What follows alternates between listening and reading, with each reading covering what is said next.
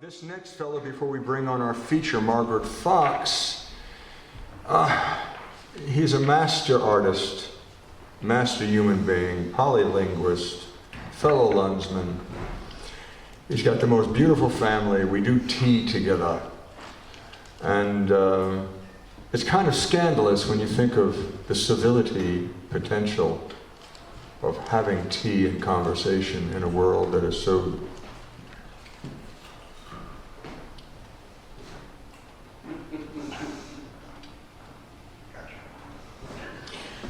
scary. Note, I didn't anthropologically have any words for that, because language is disappearing. By the way, gang, while we seem to be the last bastion, before languages completely dissipate and mathematics ultimately becomes the singular language of Earthlings, because it's going to be the only way to describe all multidimensional space and truly the purest definition of objects. Have a ball and write your brains out, because it's going to be an amazing transposition. But this next fellow, Arie Kishon, I hope he reads in Hebrew for us tonight as well.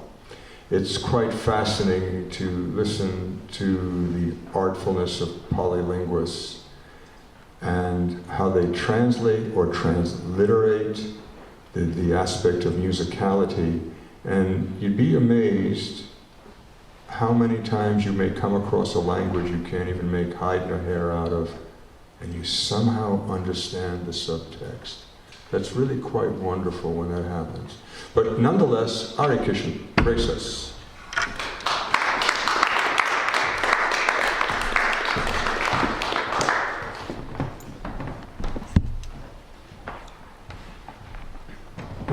I wasn't planning on reading in Hebrew, but I'm always happy to do something that no one will understand.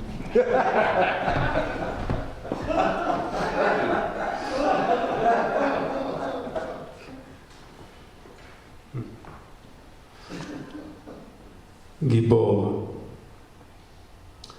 זה קורה מדי פעם. מניפים את היד גבוה, לאיים על השמיים. בריונות של קדם, יש תקומה. אני אוכל לחצוב תעלות, למזוג ים לתוך ים. אני אוכל לחנוך נווה מדבר. אני אץ אל קרבות עם חיות עתיקות, ושוכח לבנות ארמונות בחול.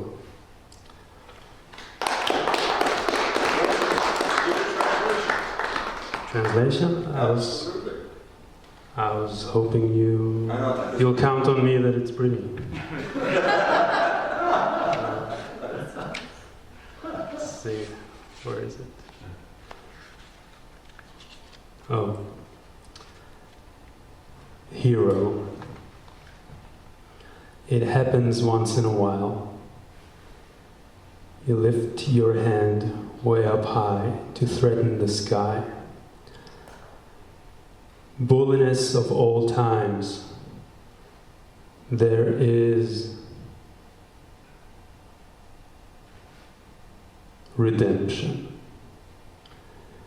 I would be able to carve canals, to pour a sea into a sea. I would be able to initiate an oasis. I am running into battle with ancient animals and forgetting to build castles in the sand. That's pretty much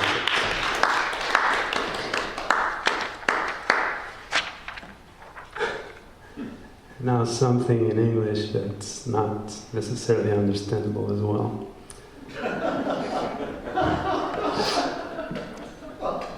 Comes winter. Some atonements assured by grace and prejudice and the civil tract. In fire they portray the allocation of years and the priesthood to behold. The aggravation in abstinence, the simplicity in spite, the leaves spur out dry. I lost the battle for my principles.